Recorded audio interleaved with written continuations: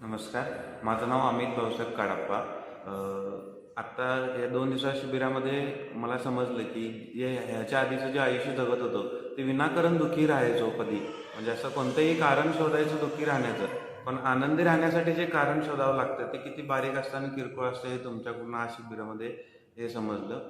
आणि कालचाच एक्सपिरियन्स घेतला तर घरी गेल्यानंतर मला वडिलांची तब्येत ठीक नाही हे समजलं.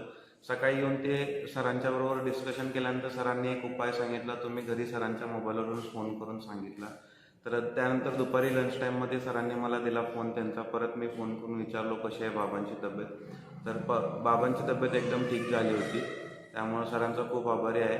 कारण की दुपारपर्यंत जोपर्यंत पप्पांची स्थिती समजत नाही तोपर्यंत मी अजून घरातच होतो, इथं नव्हतो. पण ज्यावेळेला बाबांची तब्येत ठीक आहे समजल्यानंतर मी पूर्णपणे या वर्कशॉपमध्ये एकदम 100% लक्ष दिलो आणि खूप भारी वाटलं मला. येस, नवीन एक्सपिरियन्स मिळाला एक. येस येस, खूप छान, थँक्यू. खूप छान.